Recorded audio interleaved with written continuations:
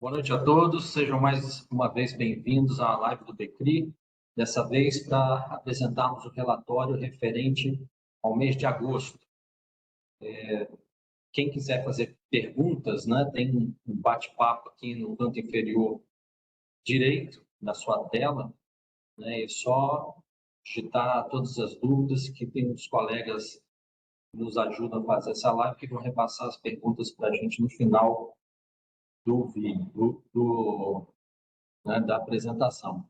Bom, deixa eu compartilhar aqui a minha tela, que é o relatório, né, do mês. Acredito que está compartilhando, tá, João? Pode só confirmar? Assim, Marcos, certinho. Beleza, pessoal. Então, a ideia aqui, né, é sempre manter esse canal de diálogo aberto com os investidores, né, e, assim, aproximar a gestão dos seus cotistas dos agentes de mercado, né? Então, mensalmente a gente faz esse encontro para que esse laço continue, esse canal continue aberto, né? E a gente assim possa alcançar o maior número de pessoas interessadas no fundo e divulgar, né, as informações, né, tempestivamente, assim como todos os cotistas. A primeira informação que a gente chama atenção, né, é sempre o e-mail da gestão, o mailing list também que pode se cadastrar para ter todas as informações que a gestão divulga diretamente os seus cotistas, né, nesse mailing list. Então, é só mandar um e-mail solicitando para se cadastrar. Como eu falei, né, esse encontro para nós aqui é muito importante, né, onde a gente pode, né, ter essa interação com os nossos cotistas para esclarecer todas as dúvidas, né? Então, a gente sempre reforça o pedido, né, divulguem, participem, isso sempre nos honra muito a presença dos nossos cotistas. Aqui, para quem perdeu alguma apresentação, quer ver alguma live que foi realizada, né, nos meses anteriores, tem esses caminhos aqui, é só clicar aí no mês de interesse que também vai estar lá disponível, tá? Vou passar a nossa parte aqui relativamente rápido, uma parte mais administrativa, vamos assim dizer, de informações gerais, né, o fundo, o benchmark, né, quem é o administrador, são informações relevantes, né, que quem está chegando agora é interessante observar para entender quem são os prestadores de serviços essenciais do fundo, qual a história do fundo. Nesse quadro aqui, é um quadro também que a gente destaca, eu não vou me ater muito, porque a gente já falou em outras oportunidades mais detalhadamente dele, mas tem aqui uma mini DRE de mês a mês, dos últimos 6 meses, acumulado no semestre e desde o início, né? Então, é interessante observar essas informações, né, que sempre a gente faz também essa observação de que o número de dias úteis de cada mês influencia o resultado, né? Então, por exemplo, em julho nós tivemos 23 dias úteis, se esperar um resultado maior, né, de julho do que agosto, né? Então, essa alternância aí de meses com mais ou menos dias úteis também influencia. Então, ter isso em mente também, tá? A distribuição de dividendos, né, tem uma seção que trata especificamente disso. No mês, nós distribuímos 83 centavos por cota, um dividend yield de mercado de 1,27 líquido de imposto de renda.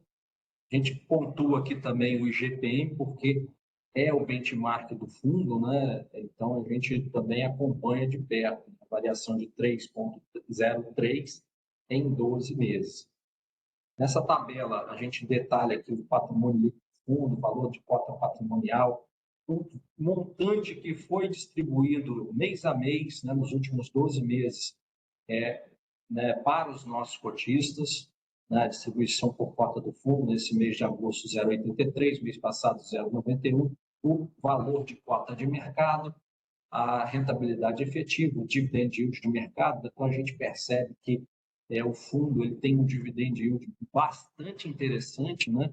Isento de imposto de renda. Se a gente fosse fazer uma comparação, né, aí sim tem aqui o percentual do CDI líquido, quanto o fundo está entregando de rendimentos líquido comparado com o CDI, né? Então, seria 128,75% do CDI nesse mês de agosto. Também o excedente sobre o IGPM que o fundo tem conseguido entregar. Nesse outro gráfico, a distribuição de rendimentos é interessante também que, como eu disse, o número de dias úteis afeta essa distribuição, mas a gente percebe uma consistência muito interessante na distribuição de rendimentos, né? O fundo ele gera rendimentos consistentes, sem muitas oscilações, né? E chama atenção para o dividend yield de mercado, que está num valor relativamente bem atrativo. Aqui a gente fala um pouquinho sobre a distribuição de dividendos, como funciona, né? Chama atenção aqui para que a inflação que o fundo distribui o acumulado dos últimos 12 meses, né? Então, é interessante que quando você tem uma deflação, como aconteceu, né, em agosto, né, isso é diluído, né, por essa média. Então, é muito interessante também essa forma de distribuir os rendimentos também, que evita oscilações abruptas, né, dá uma suavizada nessa curva. A composição de rendimento, o que foi juros, né, o que foi correção monetária, possível ganho de capital. Então, também tudo aqui é detalhado no relatório. A relação de ativos em ordem decrescente, né, aqui também a gente chama atenção para a coluna status aqui, né, que sinaliza se o CRI está ou não adimplente. Quando está com uma setinha verde, ele está adimplente com todas as obrigações. Quando tem um xizinho vermelho, ele está inadimplente. Mais embaixo, no relatório, prezando sempre pela transparência, né? E informações tempestivas para todos os nossos cotistas, a gente tem uma seção que resume cada uma da situação desses ativos, tá? Então, quando tem uma exclamação amarela, é porque o CRI, por exemplo, aqui o WAM, ele está com algum tipo de waiver, né? Então, essas são as sinalizações que a gente coloca para que a gente seja, né, o mais transparente possível com os nossos cotistas, com os interessados por fundo, para que tenham todas as informações à sua disposição para que tomem a melhor decisão de investimento. Uma seção também que fala aqui da composição da carteira, de como está, né, o spread da carteira. Majoritariamente hoje os ativos são compostos por IPCA, uma taxa aí de 7,66, né, 84% da carteira, quase 85%, está nesse indexador. Né, a distribuição geográfica, obviamente que aí segue um pouco a poupança do país, né? Então, o Sudeste ele tem predominância nessa distribuição. E aí agora a gente entra de fato, né, no que nos motiva a todo mês estarmos aqui abrindo esse espaço para que a gente esclareça todas as dúvidas, né, dos nossos cotistas. Aí tem um comentário do mês, né, que o BECRI encerrou o mês com 20,96 milhões, quase 4% em caixa, 3,96. Desse montante, 13 milhões estão alocados em operações compromissadas, lastreadas em CRI, né, que tem benefício tributário. Distribuímos um rendimento de 83 centavos por cota, com um dividend yield de 1,27, como nós já falamos, e totalizou essa distribuição 5 milhões de reais. Do valor distribuído, 32% foi correção monetária e 68% referente aos juros dos ativos. Neste mês de agosto, né, nós integralizamos a quarta tranche do CRI Pinheiro de Sá, no volume de 3 milhões, nas mesmas condições das demais tranches. São 4 tranches, né, com remuneração de IPCA mais 12,50 e vencimento em 15 de 10 de 27. Com isso, a gente encerra a aplicação nesse ativo, totalizando 15 milhões de reais, né, mais ou menos, de aplicação nesse ativo, que era o que a gente já pretendia, né? O CRINEXT, o CRI Pinheiro de Sá, né, é para financiar a obra do residencial Next, localizada em Alphaville e Japuí, aqui no estado do Espírito Santo.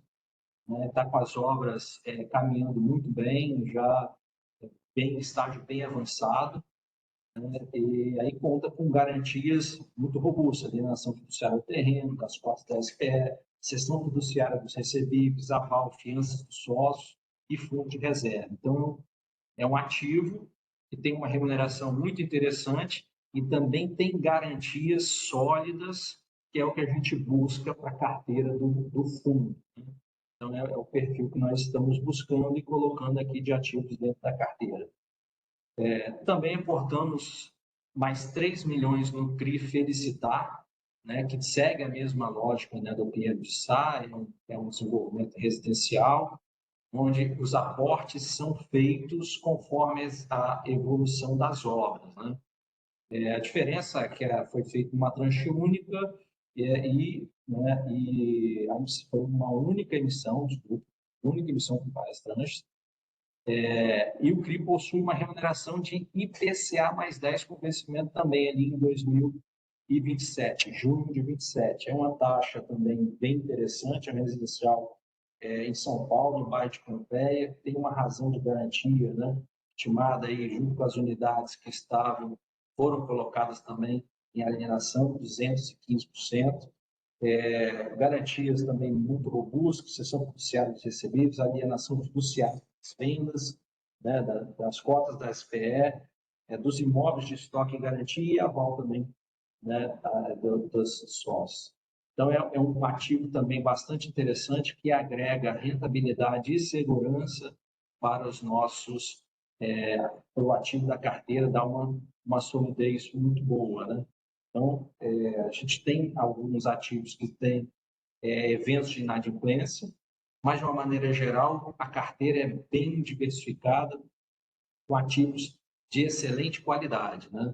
E esses são mais 2 exemplos que nós estamos colocando. O Grupo Estado deve ter mais uma tranche, tá? E a gente deve finalizar a aplicação desse ativo. O CRI Correios, eu creio que ele está inadimplente, ele está com parcelas de junho a agosto atrasado. A securitizadora continua mantendo conversa com a companhia, os Correios, para que cobrando as prestações inadimplentes. Conforme a documentação da operação, se ficar 90 dias em parcelas atrasadas, é gerado um evento de vencimento antecipado que precisa ser aprovado em Assembleia de Cotistas. Então, isso não aconteceu ainda.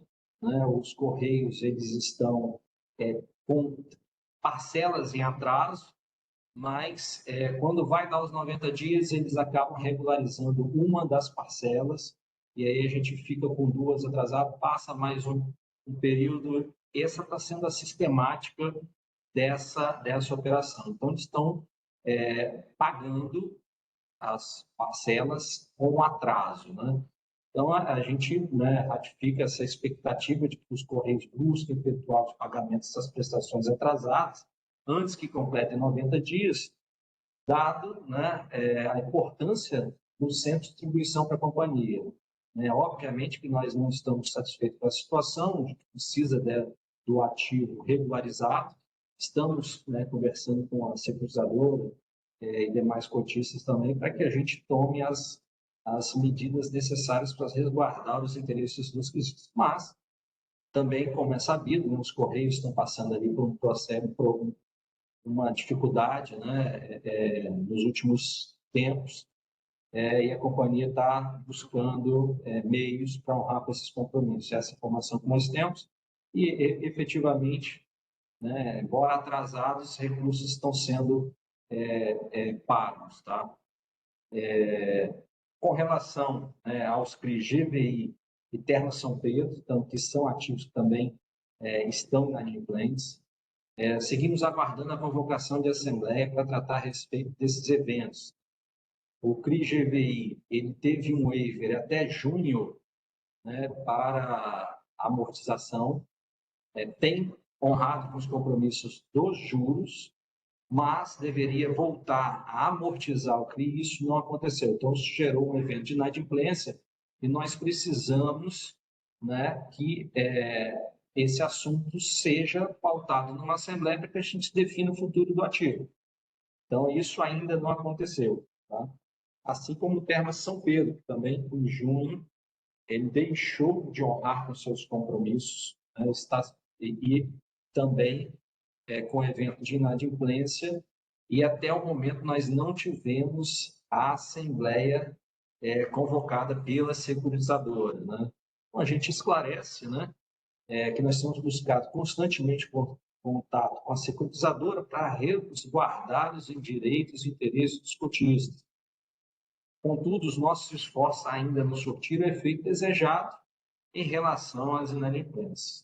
E a gente aproveita para ressaltar, né, que vamos adotar todas as medidas cabíveis para garantir a preservação do patrimônio do fundo.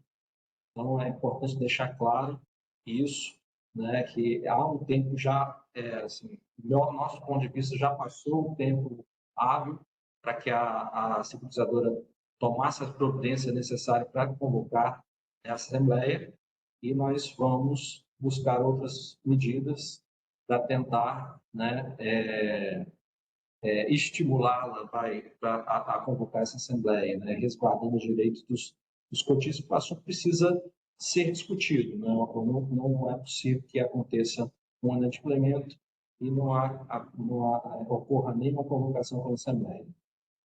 Bom, aí a gente fala um pouco também da inflação, né, que, como nós comentamos, faz parte da distribuição do fundo, né, correção monetária, e como benchmark é o GPM e também parte dos ativos, né, a maior parte dos ativos está em IPCA, a gente coloca aqui um pouco dos dois, né, que o IGPM apresentou alta de 0,36% e acumulando 3,03% em 12 meses, o IPCA, né, teve uma deflação de 0,11% em agosto, acumulando 5,13%, ainda acima do teto, né, da meta de inflação estipulada pelo Conselho Monetário Nacional.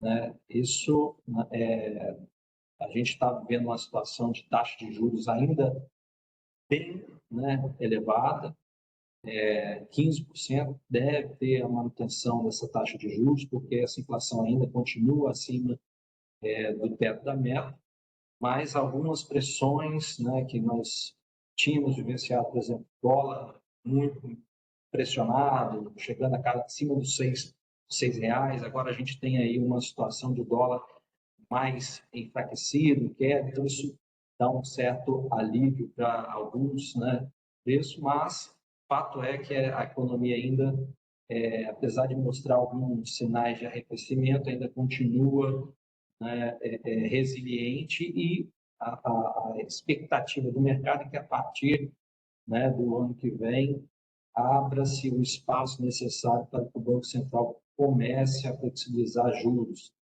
Isso tende a ajudar todo o mercado de uma maneira geral, né, principalmente os ativos de risco.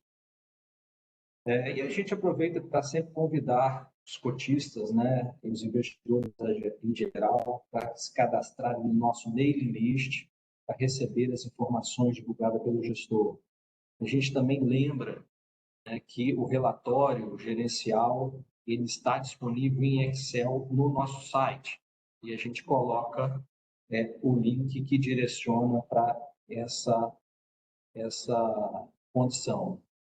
Como eu falei no início desse bate-papo, né, existe uma seção no relatório que detalha cada um dos ativos. Eventualmente, o texto é repetido porque você não teve uma atualização daquela situação. Então, isso também acontece. Mas as informações que nós temos de momento estão todas refletidas aqui nessa parte. E para quem, né, tiver interesse, eu acho que vale a pena dar uma olhada aqui a respeito de qual é a situação de cada um dos ativos. João, eu paro por aqui e aproveito para verificar se tem alguma pergunta, alguma dúvida. Temos algumas perguntas aqui.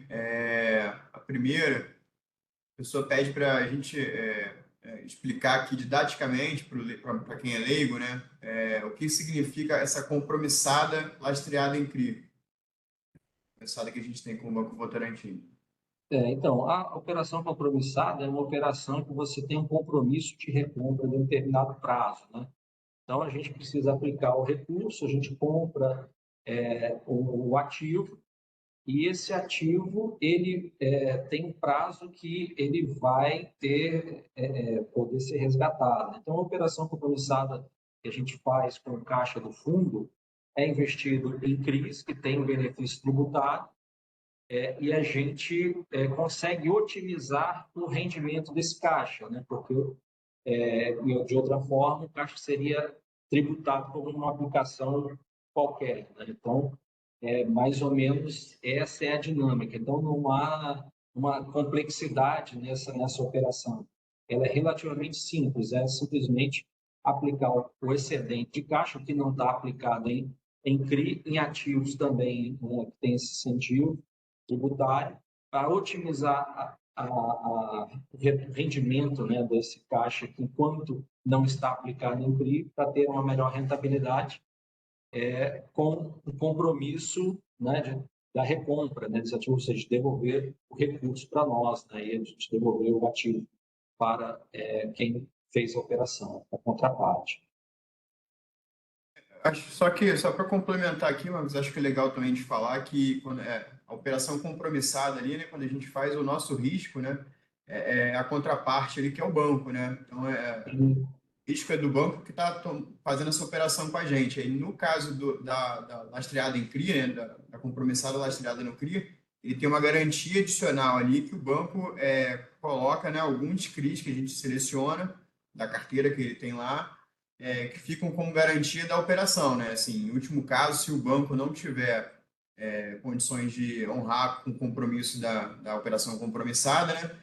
Ele dá os CRIs que ele tem em garantia para a gente e são incorporados na nossa carteira. Mas, assim, isso é Isso, o exatamente. cenário mais extremo, né? Realmente você chamou bem a atenção para isso, porque essa é uma condição, né, que a contraparte é o banco, mas que dá essa operação, dá essa garantia adicional para a operação. Eu não estou conseguindo ver as perguntas, não sei se tem mais alguma coisa. Porque chegou para mim aqui no privado, a pessoa mandou direto para mim. A segunda pergunta é com relação ao CRI Pinheiro de Sá. A pessoa fala que tem uma taxa mais elevada, né, e pergunta se essa operação apresenta algum risco adicional, né, assim, um risco maior em função dela ter essa taxa mais elevada também, que hoje é a operação que a gente tem com a maior taxa na carteira, né? Não, então, ela tem um risco de obra, né, da construtora não conseguir entregar, não honrar com seus compromissos, não executar a obra na qualidade necessária. Você tem esse tipo de risco. Mas ela é Pinheiro de Sá, ele é aqui próximo, né? Nós estamos em Vitória, para quem conhece a Grande Vitória, é formada por Vitória, Serra, Vila Velha, Cariacica, né, Viana. Nós estamos em Vitória, o CRI é um ativo para o desenvolvimento do Next em Alphaville, na Serra, né? Ele é dentro do Alphaville, e a gente tem uma condição, né, de acompanhar bem de perto o desenvolvimento dessas obras. E nós já tivemos algumas visitas lá e tem evoluído, né, muito bem o empreendimento. Então, o risco que a gente tinha maior, né, quando nós entramos nessa operação, era da obra não evoluir a tempo, né, de ter algum tipo de problema na obra e etc. Isso, com o passar do tempo, foi mitigado, né? E o CRI tem uma taxa mais elevada porque, assim, nós vivemos um momento ainda de incertezas econômicas muito grandes, né? E o empreendedor ele faz conta também, vai no banco verificar quais são as taxas de financiamento da produção que ele tem, né? Se as taxas não são tão atrativas, é mesmo mais vantajoso para ele ir ao mercado de capitais, né, buscar a taxa que, embora mais alta, ainda assim é mais atrativa do que ele teria disponível no financiamento à produção. Então, a gente conta aqui, para mitigar esses riscos, né, com a alienação fiduciária do terreno, alienação fiduciária das cotas da SPE, cessão dos recebíveis, aval, fiança, né, dos sócios e fundo de reserva de 3 PMTs, especificamente do CRI Pinheiro de Sá. Então, para nós, nós, assim, pudesse falar, o nosso risco hoje está muito menor do que ele foi no passado, onde as obras ainda estavam mais incipientes. Hoje ele já está mais caminhando para o final das obras. Entrega agora, salvando no final desse ano. Então, já está mais ali, uma torre bem na parte do acabamento, outro ainda faltando de algumas melhorias, benfeitorias, mas caminhando bem, graças a Deus. Espero ter respondido. Se você quiser complementar, João, fique à vontade. Eu acho que, assim, além de a gente estar no momento de taxa de juros mais elevada, né, que também, né, encarece mais essa questão do crédito, mas tem a questão também que é a primeira vez que a empresa devedora está acessando o mercado de capitais, né? Então, ela ainda não tem um histórico ainda, assim, de emissões, assim, é natural que nesses casos, assim, ela pague uma taxa um pouco mais elevada, né? Mas que a gente como você falou, o empreendimento é aqui perto, a gente tem condições de acompanhar, né? E é uma empresa que tem um histórico assim, positivo de entrega de empreendimentos aqui na região, né? E de sucesso, assim. Acho que é mais a taxa é mais uma questão de momento de mercado e também dela ser nova, assim, uma emissão, a primeira emissão dela, né? Então ela Sim. acaba pagando um prêmio maior ali.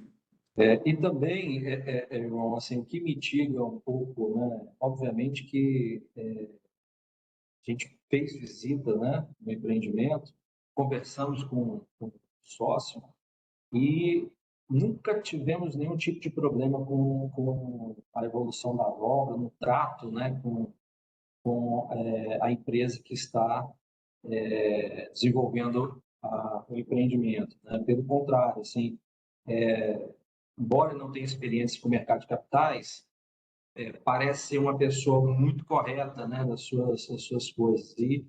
E assim, a gente conversa também para ver qual é o perfil dele, porque existem empresários que eles gostam, né, de aproveitar mais oportunidades ao mesmo tempo. Esse é menos, vamos assim dizer, ansioso. Ele pega o empreendimento, termina aquele empreendimento, coloca todo o seu foco naquele empreendimento e parte para um próximo.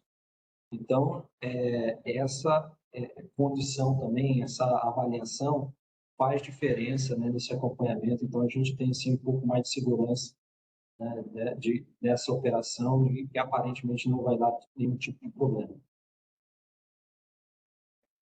Pergunta aqui é relacionada à questão da classificação de risco do fundo, né? Se a pessoa pergunta se o BCRI seria classificada como um fundo high yield, high grade ou seria um middle risk ali. Então, na nossa concepção, ele é um middle risk, né? Tem operações mais arriscadas, operações que que estão até inadimplentes, por exemplo, que foram operações realizadas em multipropriedades, e a gente tem operações que são muito conservadoras, né, em ativos, empresas que têm assim uma capacidade de pagamento muito elevada, né? O que a gente mira, né, neste momento são operações mais conservadoras, dado o cenário de mercado, dado o momento, né, de taxa de juros mais elevada. Não é qualquer projeto que se paga, a gente está evitando ativos que não tenham robustas garantias, né? Então, mais o BCRI é um middle risk, né? Tem operações conservadoras na carteira, ele também tem algumas operações que são tem um pouco mais de risco, mas essas operações que têm um pouco mais de risco, a gente tenta mitigá-los, né, diversificando a carteira né, para que, né, em uma eventual inadimplência não contamine a essência do fundo, né, e a capacidade dele de gerar retorno. Então, é que a gente tem aí uma distribuição robusta e consistente de rendimentos ao longo desses meses, ainda assim com alguns ativos não performando como inicialmente planejado. Marcos, tem uma última pergunta aqui, referente ao CRI Correios, né? A pessoa pergunta, as parcelas inadimplentes do CRI Correios envolvem juros e amortização, juros, amortização, correção monetária em atraso ou apenas amortizações? Sim, se você quiser complementar, mas já respondendo sim, né? Tem, incluído juros, amortização e multas ali de eventuais atrasos. Não, fica à vontade, João, mas é isso aí, né, a parcela completa, né, com juros e amortização, ela está atrasada. Recebemos agora a parcela referente a maio, foi isso? Agora a gente recebeu de junho. A gente Junho. está junho. A última Junho. parcela que foi paga agora foi junho. A gente está com as parcelas de julho, agosto e vão completar setembro agora, né? A Então, perspectiva deles colocarem a de julho em dia, né? Como eles têm feito. Tem atrasado duas e pagam uma em atraso, né? isso, então, assim, uma média móvel de inadimplência, vamos assim dizer. Ele não deixa completar 90 dias, mas, eventualmente, ele vai no limite para efetuar esse pagamento. Então, a gente tem recebido dessa forma, mas a inadimplência ela é tanto de juros quanto da amortização, multas e cargos. Mas, se bem que a gente tem recebido com os valores das multas e dos encargos, né, João? Isso, isso. Quando ela paga, né? Ela paga parcela em atraso, já corrigido com multa, né? E juros e tudo mais. Aí tem mantido duas em atraso, mas aquela tá pagando atrasada, por exemplo, a de junho que a gente recebeu já veio com a multa, com juros, correção monetária, tudo certinho. Uhum. Tá. É isso, Marcos. Não tem mais perguntas aqui, não.